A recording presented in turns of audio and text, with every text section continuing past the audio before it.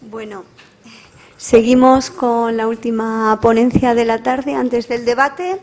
En esta ocasión contamos con Juan Antonio Pastor Sánchez. Es doctor en documentación por la Universidad de Murcia y profesor en la misma universidad en la Facultad de Comunicación y Documentación. En el año 2002 comenzó su actividad docente como profesor asociado fundamentalmente en el área de tecnologías de la información y la comunicación, y más concretamente sobre servicios de información digital, gestión de contenidos, arquitectura de información y diseños web. A partir del 2009 se dedica exclusivamente a las tareas docentes y de investigación, y en la actualidad es profesor contratado permanente. Su principal línea de investigación se centra en la aplicación de tecnologías de la web semántica y la representación de sistemas de organización de conocimiento mediante SCOS y su publicación como LinkedIn Open Data. Nos va a hablar sobre las buenas prácticas para la publicación de datos en la web, la superación del paradigma LinkedIn Open Data. Muchas gracias por aceptar la invitación. No, gracias a ti, Elena, por haberme vuelto a dar la oportunidad de venir aquí a Vitoria. La verdad que la ciudad me resulta más bonita, pero tengo ya ganas de venir y pasar aquí unos días y no tener que irme al día siguiente, y ya estoy planificando una visita para una semana más o menos. Bueno, yo voy a seguir incidiendo en algunas cosas que ya se han hablado en la intervención anterior, fundamentalmente refiriéndose a cuál es el problema entre la semántica y las máquinas. Bueno, evidentemente, siguiendo un poquito el ejemplo que ha puesto María antes, al respecto de qué es lo que vemos las personas cuando estamos consultando un documento HTML y qué es lo que ven las máquinas, pues en este ejemplo yo creo que se puede ilustrar bastante bien cuál es el problema. El problema es que en un principio las personas, frente a un documento marcado con HTML y que nosotros podemos visualizar del modo en el que se ve en la parte inferior, somos capaces de extraer información, somos capaces de extraer datos para generar información. Pero el problema es que los ordenadores, las máquinas, como anteriormente se ha dicho, únicamente ven o entienden una cadena de caracteres, un conjunto de caracteres. ¿Esto por qué es así? Bueno, porque las máquinas carecen de semántica. ¿Y por qué las personas sí podemos? Porque nuestras capacidades semánticas son fruto de la experiencia. Desde que nacemos empezamos a acumular experiencia, de manera que nosotros, cualquier información o cualquier dato que asimilamos a través de nuestros sentidos, somos capaces de generar información con esos datos. La semántica que las personas tenemos es fruto de la experiencia, pero las máquinas carecen de forma explícita de dicha semántica. Cada vez que apagamos y encendemos un ordenador, por así decir, es como si el ordenador vuelve a nacer. Entonces, de alguna manera, tenemos que dotar de forma explícita de herramientas a las máquinas, a los ordenadores, para que puedan aplicar una estructura semántica a partir de la cual extraer los datos. Un ejemplo o una posible aproximación, pues un ejemplo muy sencillo que veis ahí, es el de un documento XML.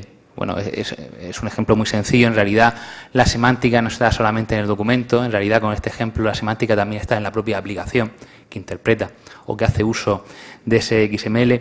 Pero ya a partir de este documento y mediante una aplicación informática, una máquina, un ordenador, puede extraer datos estructurados. En definitiva, los programas necesitan recibir la información en un formato, y no en cualquier formato, en un formato que siga un determinado modelo de datos.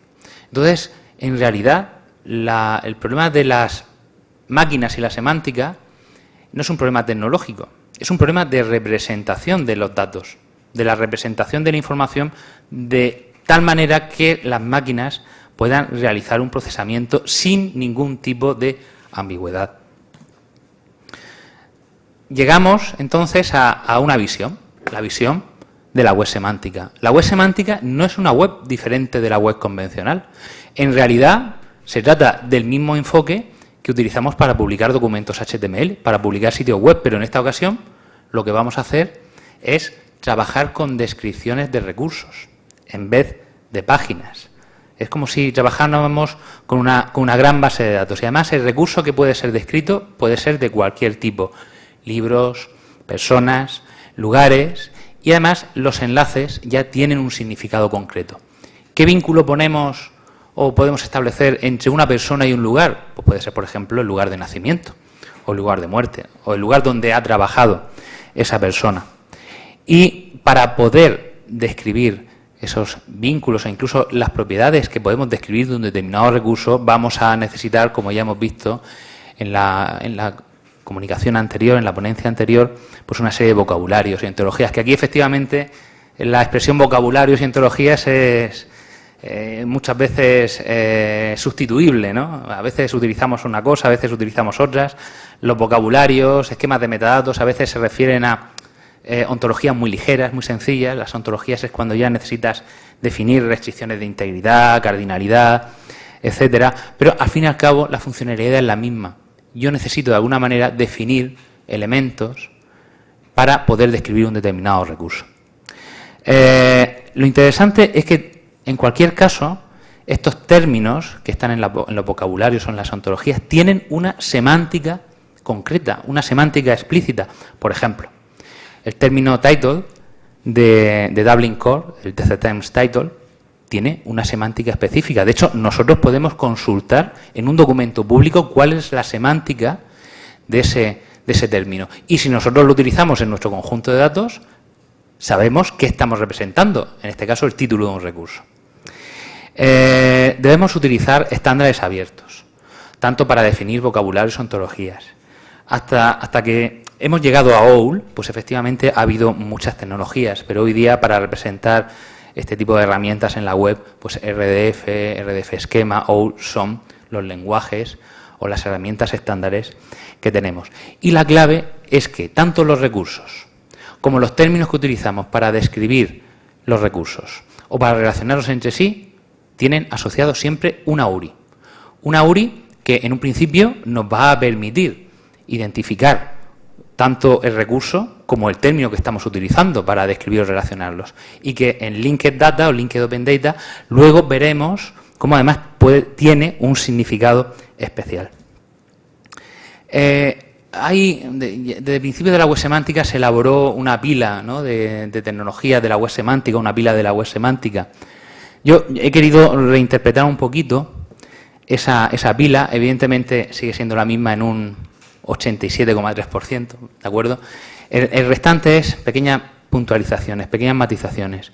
Seguimos utilizando la plataforma web, con todo lo que implica el protocolo HTTP, la forma que utilizamos para codificar los caracteres, el mecanismo de URLs o URIs o IRIs para identificar y localizar los recursos en la web. Tenemos los formatos, que son importantes, pero no es lo más importante. El formato al final es lo que va a utilizar la máquina para poder interpretar un determinado conjunto de datos, pero ese formato se utiliza en función de un determinado modelo de datos, que en nuestro caso es RDF. Cuando necesitamos, además, definir esquemas, vocabularios, ontologías, vamos a necesitar de RDFS, RDF esquema, o de OWL. Y a partir de esos lenguajes, nosotros vamos a definir las ontologías. SCORS, FOAF, la ontología de DBpedia, porque DBpedia no solamente es un conjunto de datos, también es una ontología a partir de la cual se describen los contenidos de los artículos de Wikipedia. Y una vez que ya tenemos esos vocabularios y ontologías, lo que hacemos es construir los conjuntos de datos. En el argot informático se utiliza el término poblar las ontologías. A mí me gusta más bien utilizar la ontología para construir un conjunto de datos. Nos vamos a basar en esos vocabularios, en esas ontologías, para crear un conjunto de datos en donde se describen los recursos. A partir de ahí, lo que vamos a necesitar son herramientas para poder realizar consultas específicas al conjunto de datos o validarlos, como Sparkle o SACL. Y el último nivel en el que se está trabajando hoy día es el intercambio de las reglas de inferencia para poder también hacer que el nivel de la lógica, el nivel de la inferencia lógica sea interoperable, para poder definir reglas que se puedan intercambiar entre diferentes sistemas.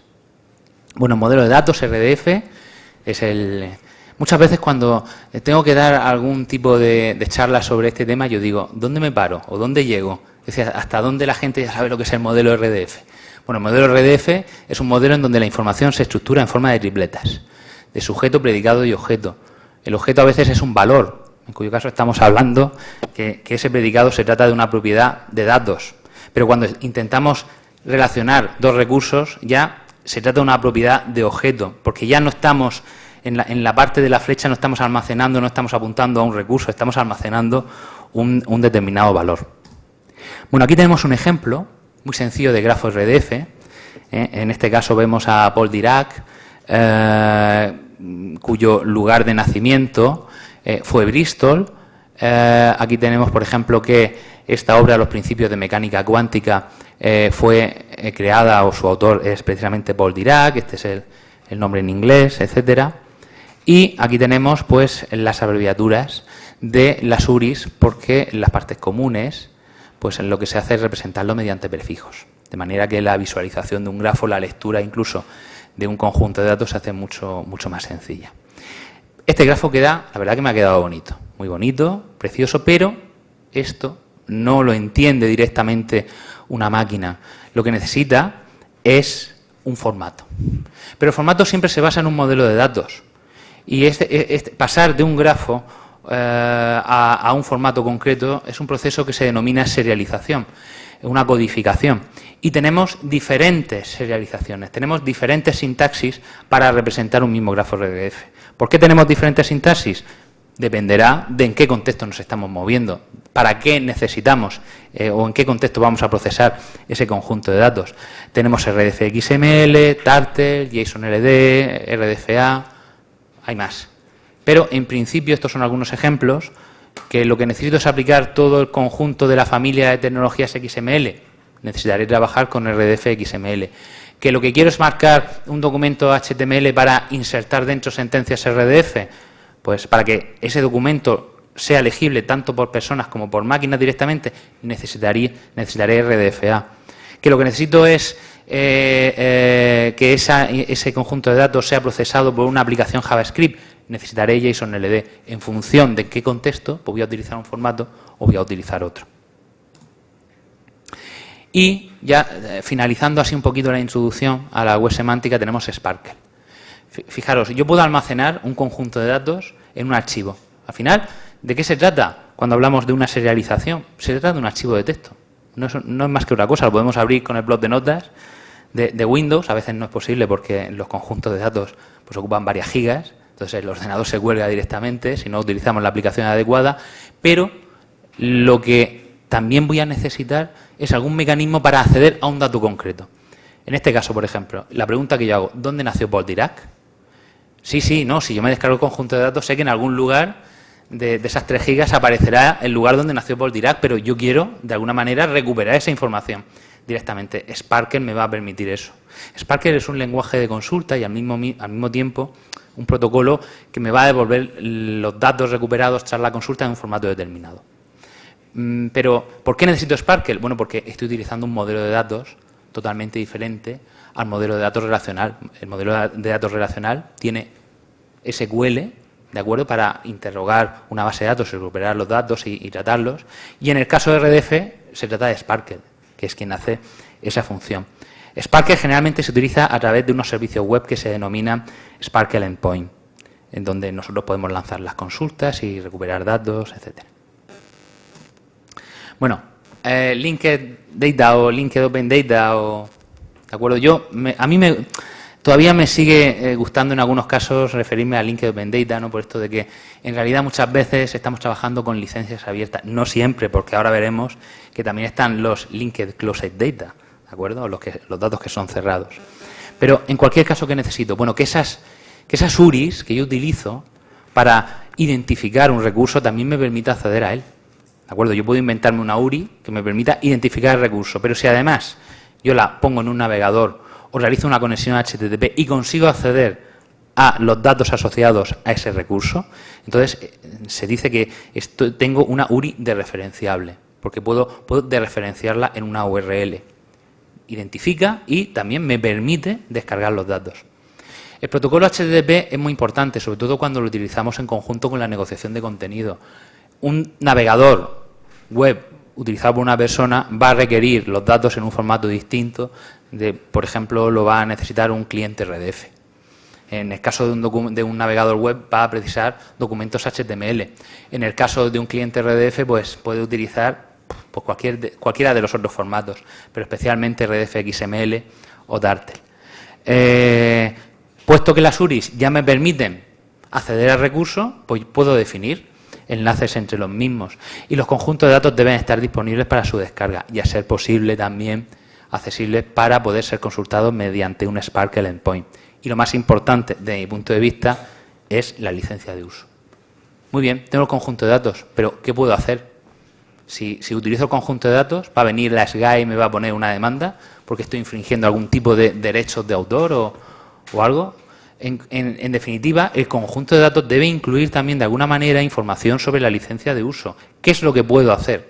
¿Hasta dónde puedo llegar? ¿Puedo vender los datos? ¿Puedo transformarlos? ¿O simplemente puedo utilizarlos para generar una aplicación?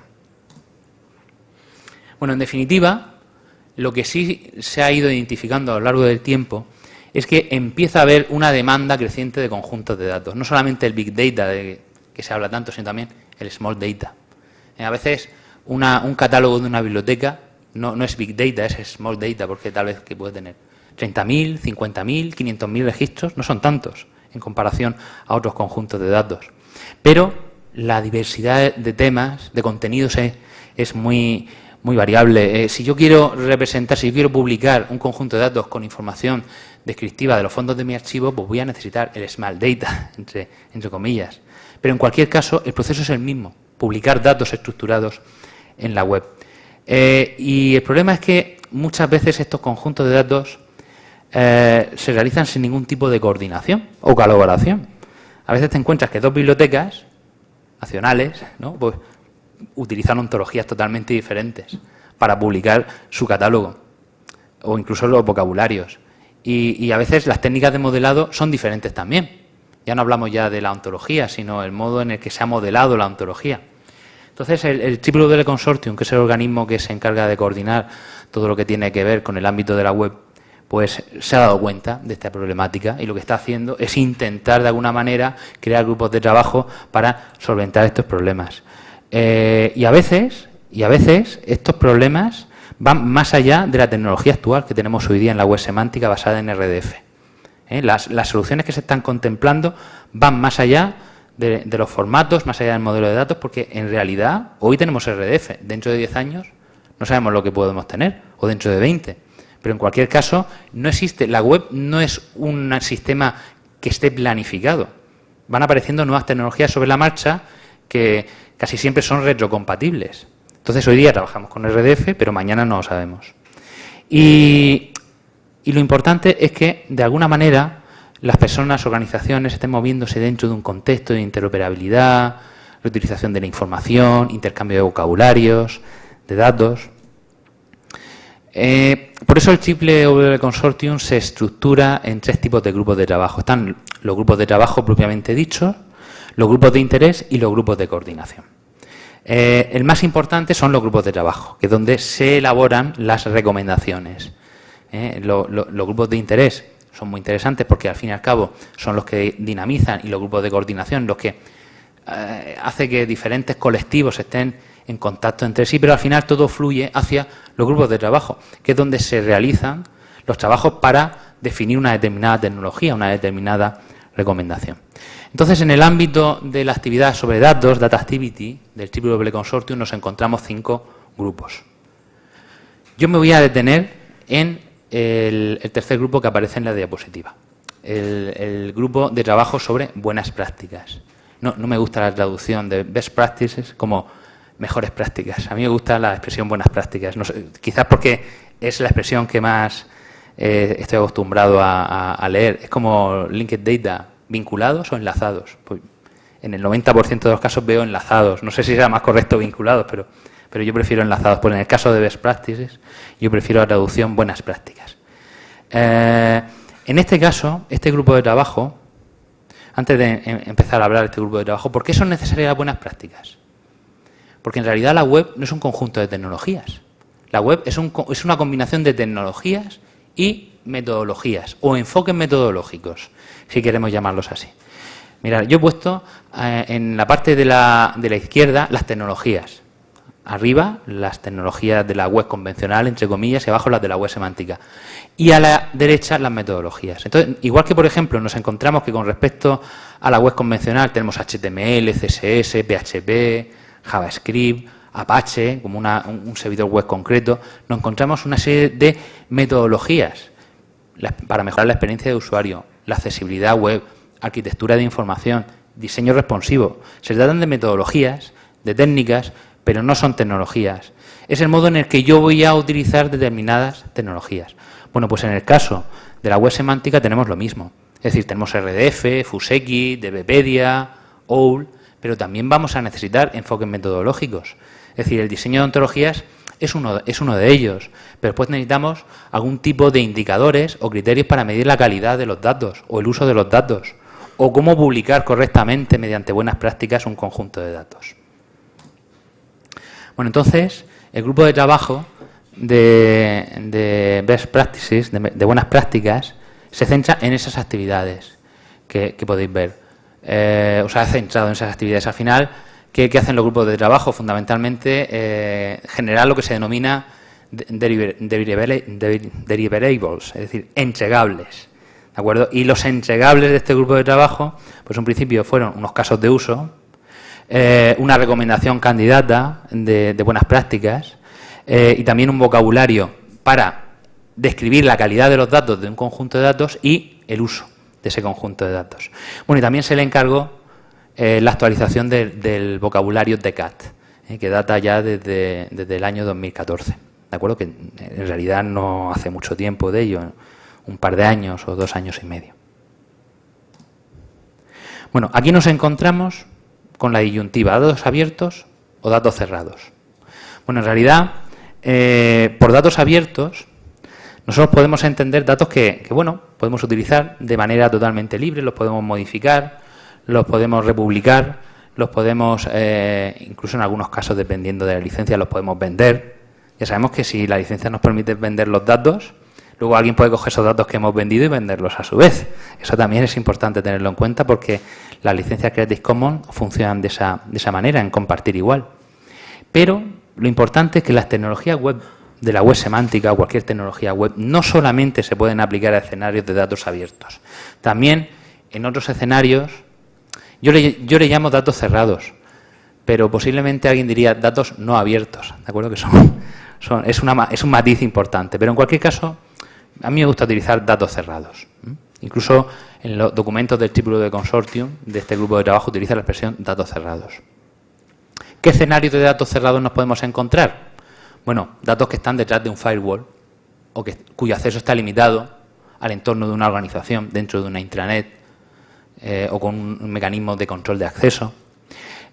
Datos que en algún momento, precisamente por la naturaleza de los mismos, los propios editores deciden limitarlos durante un tiempo. Por ejemplo, si yo tengo datos sobre cierta información del mercado, de cómo va a evolucionar un mercado en un determinado sector económico, pues eso yo lo puedo publicar, pero déjame un año, ¿de acuerdo? Que mientras tanto me pueda aprovechar de esa información.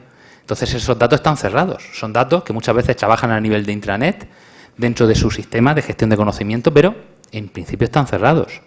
O, por ejemplo, los datos que gestionan las administraciones públicas sobre nuestra salud, datos sanitarios, pues bueno, sí, son datos gestionados por las administraciones públicas, pero en realidad son datos cerrados. Esos datos nunca se van a publicar. Después hay datos que, debido precisamente a su ciclo de vida, un proceso en el que se recopilan los datos, se procesan, se validan, pues hasta que no se termina ese proceso de validación, permanecen en ese estado de datos cerrados y después pasan generalmente a ser datos abiertos. Y después consideramos también datos cerrados como aquello que no está disponible mediante el protocolo HTTP. No, es que te lo puedes descargar por FTP, sí, lo que tú quieras.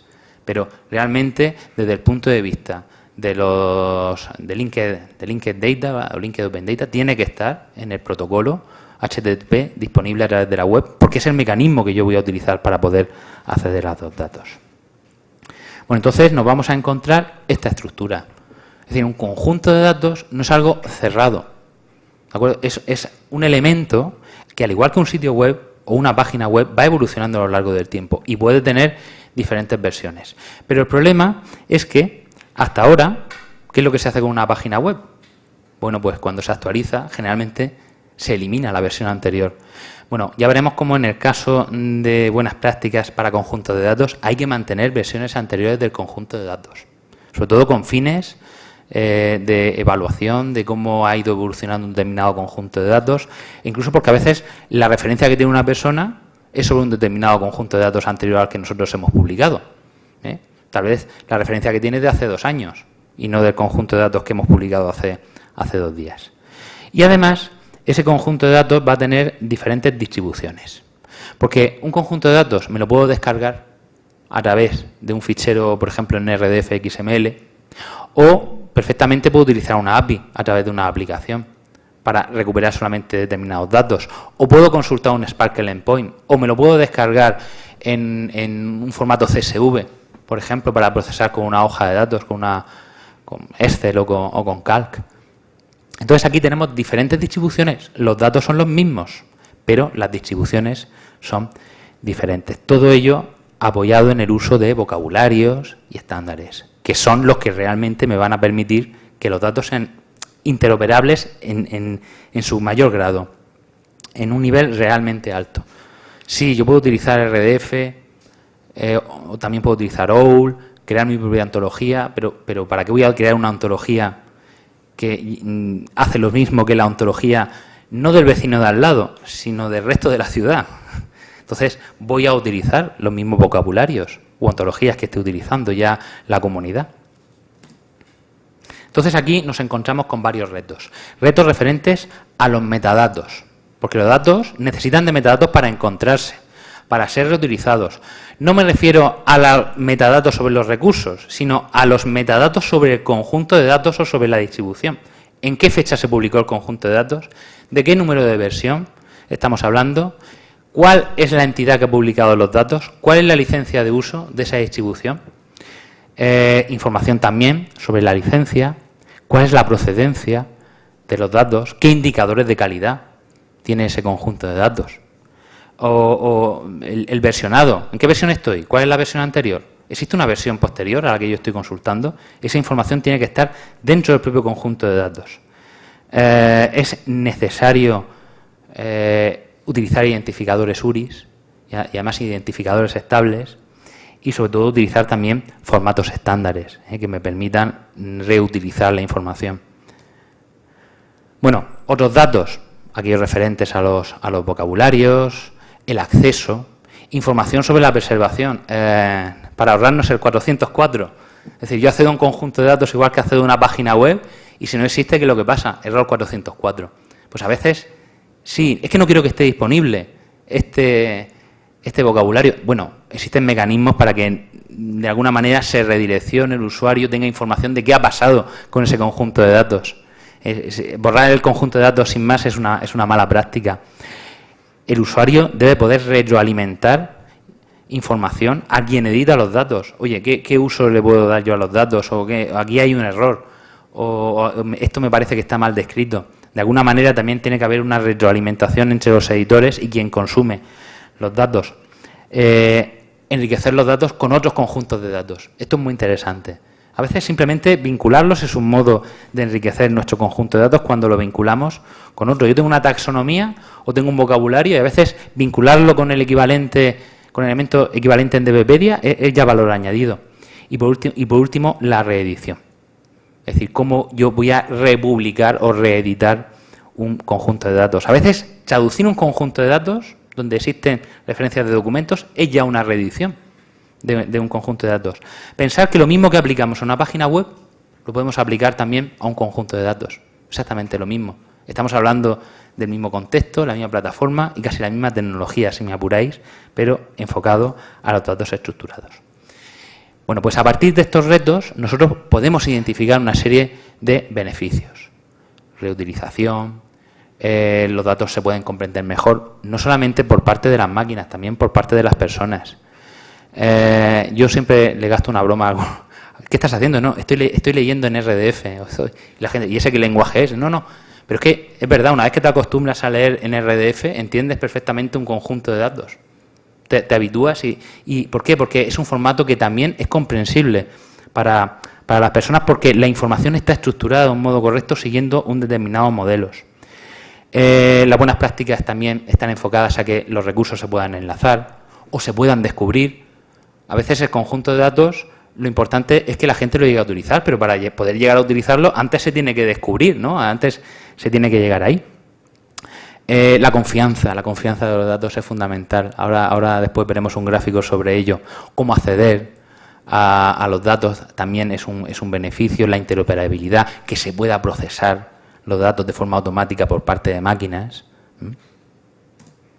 Bueno, entonces a partir precisamente de esa combinación de retos y de buenas prácticas, lo que ha hecho el grupo de trabajo ha sido identificar, y beneficios, lo que ha hecho el grupo de trabajo ha sido identificar buenas prácticas concretas. No me voy a, tranquilos, no me voy a detener en leer cada una de las buenas prácticas. Existe un documento, en inglés por supuesto, pero que es bastante claro. Otra cosa que quiero apuntar es que se trata de una recomendación candidata de final de agosto, entonces posiblemente hasta dentro de unos 6 meses no tengamos la recomendación final, pero cuando llega la recomendación candidata, la versión final suele parecerse en unos 85 o 90% casi. Bueno, ahí tenéis los retos en la columna de la izquierda, las buenas prácticas asociadas a esos retos y después los beneficios que se obtienen. A ver, como ya he hablado tanto de los beneficios como de los metadatos, como de los retos, y no quiero detenerme en explicar punto por punto, lo que sí quiero, aparte esta información está descrita de un modo muy detallado en el documento que está en las referencias que indico al final de la presentación. Lo que sí quiero es realizar una pequeña reflexión en forma de este gráfico. ¿Dónde considera el grupo de trabajo del Triple Consortium que está la clave de las buenas prácticas? En la reutilización de los datos y en la confianza que pueda tener quien consuma los datos sobre los mismos. Eso es fundamental. Es decir, si yo quiero generar aplicaciones que trabajen con esos datos, pues el desarrollador de la aplicación tiene que poder confiar en esos datos y además desde el punto de vista técnico tiene que poder reutilizarlos, tiene que procesarlos para poder crear algo con esos datos, crear una visualización o crear o transformar esos datos. Es decir, para el grupo de trabajo, en función de las buenas prácticas y los beneficios que he identificado para cada buena práctica, establece que esos son los 2 puntos esenciales en los que se va a ir trabajando en el futuro y realmente va a ser la clave para el desarrollo de los conjuntos de datos y su aprovechamiento para el desarrollo de aplicaciones. Bueno, ahí tenéis una estructura de buena práctica. Veis que la denominación, cuál es la justificación de esa buena práctica, qué resultados se esperan si se aplica, cómo se podría implementar. Esto es muy útil. A veces lo que he hecho en falta en algunos documentos técnicos es que son demasiado técnicos, pero poco aplicables. Dame un ejemplo, por favor, de cómo puedo conseguir esto. Y ciertamente está muy bien logrado, sobre todo porque en los ejemplos que indica tenemos una versión para máquinas, una versión legible por máquina. Es decir, si tú quieres llevar a la práctica esta buena práctica, pues mira, aquí tienes un modo concreto de hacerlo. Esto no es hablar del sexo de los ángeles, estamos hablando de algo concreto. Y además te vamos a dar una versión para que sea legible por máquina, para la versión legible por máquina, y cómo puedes implementar esta buena práctica en una versión para personas o para humanos, como aparece en los documentos. Y esto es muy útil. Incluso la versión para personas lo que hace es llevarte a una página en donde el marcado está realizado y se detalla la buena práctica. La verdad que el grupo de trabajo ha hecho una labor muy completa y muy buena. ¿Cómo probar que la buena práctica se está llevando a cabo? La evidencia dentro del documento de casos de uso. Mirar, todas las actividades de los grupos de trabajo se basan en un llamamiento, un call, para casos de uso. A partir de los casos de uso, empresas, desarrolladores, investigadores realizan diferentes propuestas de escenarios. Y a partir de ahí, se desarrolla la recomendación. Bueno, pues estas son las evidencias dentro de los casos de uso. Y finalmente, los beneficios. Bueno, pasamos a un apartado, a una sección dentro de la presentación sobre vocabularios. Bueno, hasta el momento pues hemos visto que tenemos vocabularios, ontologías para representar o para describir recursos de información, para construir los conjuntos de datos. Pero yo antes he hablado, en las buenas prácticas se hace mención a aspectos tales como calidad o uso del conjunto de datos. Es decir, yo en el conjunto de datos ya no tengo que publicar o ya no puedo publicar o no debería publicar únicamente los datos en sí, sino que tengo que publicar metadatos sobre el propio conjunto de datos. Y tengo que publicar información sobre cómo se puede o cómo puedo utilizar el conjunto de datos. ¿Alguien ha desarrollado una aplicación móvil para este conjunto de datos? ¿O hay una página web donde este conjunto de datos se visualiza de alguna determinada forma? ¿Qué indicadores de calidad puedo tener? ¿Cuántas estrellas de LinkedIn Open Data tiene mi conjunto de datos? O, por ejemplo, ¿cuáles son los mecanismos de acceso que están disponibles de mi conjunto de datos? ¿Cuántas clases estoy utilizando? ¿Qué vocabularios estoy utilizando? Etcétera. Bueno, entonces, yo, para poder representar esa información, necesito ontologías o vocabularios especializados en eso, en describir ciertos aspectos de mi conjunto de datos. Son como metadatos de mi conjunto de datos, pero acerca de cómo utilizarlo o ciertos indicadores de calidad. ¿Por qué esto es importante? Bueno, para el usuario es muy importante, porque, bueno, yo tengo aquí el conjunto de datos en crudo, tengo las 3 gigas, pero esto lo puedo consultar de un modo un poco más factible para mí. Pues mira, aquí tienes una página web en donde alguien ha hecho un buscador, o aquí hay una aplicación móvil que te la descargas, que hace uso de este conjunto de datos, de este y de 20.000 más. ¿De acuerdo? Pero en un principio este conjunto de datos es utilizado desde aquí. Y después, como desarrollador, ¿cómo puedo saber si este conjunto de datos puede servir a mis propósitos para desarrollar una aplicación o un sitio web? Bueno, pues porque yo puedo evaluar unos indicadores de calidad y ver si realmente es válido para mis propósitos. Entonces yo también necesito de alguna manera que con el conjunto de datos no solamente vayan los datos en sí, sino información adicional para ver cómo se usa y algunos indicadores de calidad. Esta diapositiva es fea, lo sé, además. Pero es que ponerla en una única diapositiva, pero bueno, lo importante son varias pinceladas. El DCAT es un vocabulario para construir catálogos de conjuntos de datos. Catálogos, solo catálogos. Y además es muy interesante porque de alguna manera yo puedo consumir múltiples catálogos al mismo tiempo. Sería como una consulta, una OPA confederada o federada, ¿no? Sería una consulta federada en diferentes catálogos. Es decir, al final DCAT lo que me va a decir, mira, los conjuntos de datos son estos, las distribuciones son estas, esta es la temática, este es el editor, etcétera. Me está describiendo el conjunto de datos o la distribución.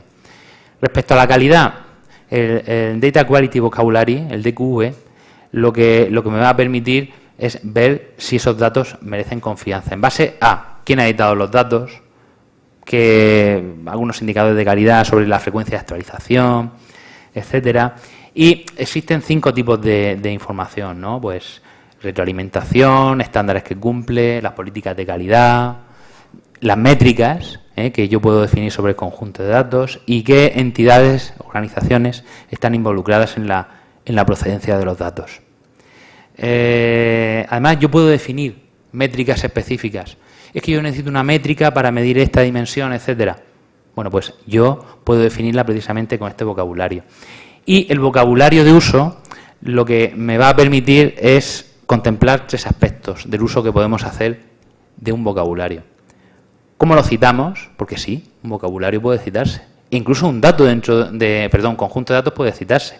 E incluso un dato concreto dentro de un conjunto de datos. ¿Por qué no? Es decir, en una investigación científica sobre biología yo puedo utilizar un conjunto de datos. ¿Y cómo cito el conjunto de datos? Bueno, pues existe un submodelo dentro de este vocabulario que me indica cómo se pueden citar los datos. O cómo puede incorporar el editor referencias bibliográficas que sugieren los usuarios. Existe un submodelo de uso que me va a indicar cómo cómo utilizar o qué herramientas de uso hacen uso de ese conjunto de datos, y un submodelo de retroalimentación, para que los consumidores de datos y los editores puedan estar en contacto entre sí. De manera que un consumidor, un usuario diga, oye, mira, aquí esta información sobre mí está mal, precisamente. O este vocabulario, de alguna manera, o este conjunto de datos no tiene mucha calidad. Y además lo que hace énfasis precisamente el grupo de trabajo de Triple Consortium es que incluso estos datos de uso y de retroalimentación sean públicos. ¿De acuerdo? Que de manera que otros consumidores puedan tener indicios de si el conjunto de datos tiene las suficientes cualidades que le permitan su uso. Bueno, ejemplos de DCAT. Bueno, ahí tenéis en Tartel un ejemplo, ¿no? En este caso de paradas de bus. En este caso, fijaros que yo estoy describiendo un conjunto de datos relacionados con paradas de autobús de una ciudad. Este ejemplo no es original mío, está extraído de los ejemplos correspondientes, pero los he adaptado, simplificado. Y ahí tenéis cómo dentro de esta descripción del conjunto de datos, muy sencillo, existen muchos más términos para describir el conjunto de datos, por supuesto, pero yo lo he simplificado. Me indica que existe una distribución concreta del conjunto de datos, en este caso en formato CSV. Bueno, pues DCAT, además de describir el conjunto de datos, me permite describir la distribución. ¿De acuerdo? Respecto a la calidad, bueno, esto es mucho más complejo. La verdad que a mí me costó una semana de pelearme con la recomendación, o con ni siquiera recomendación candidata todavía, es un documento de trabajo.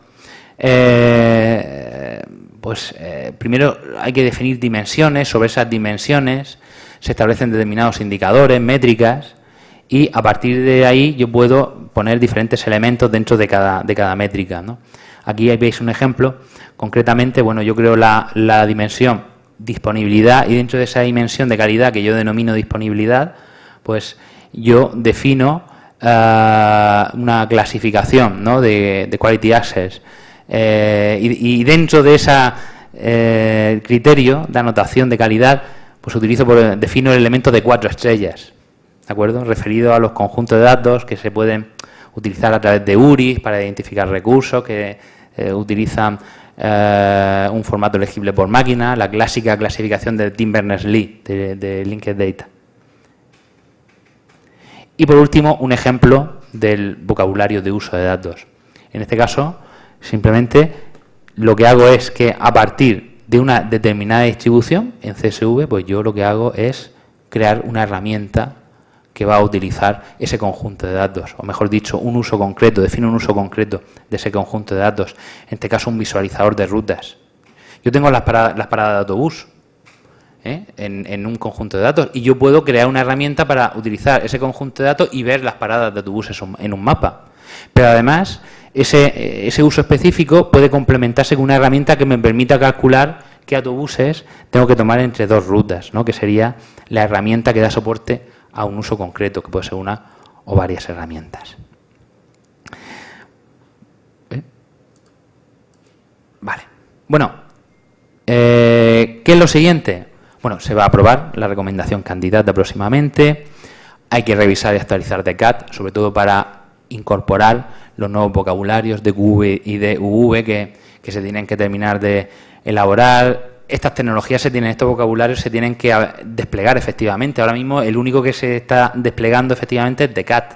Es normal porque también lleva un par de años. Bueno, en realidad lleva algún año más utilizándose, porque las personas que nos movemos en este mundillo tenemos la mala costumbre de que antes de que se haya aprobado una recomendación ya estamos utilizándola y estamos dando conferencias sobre ella y todo esto.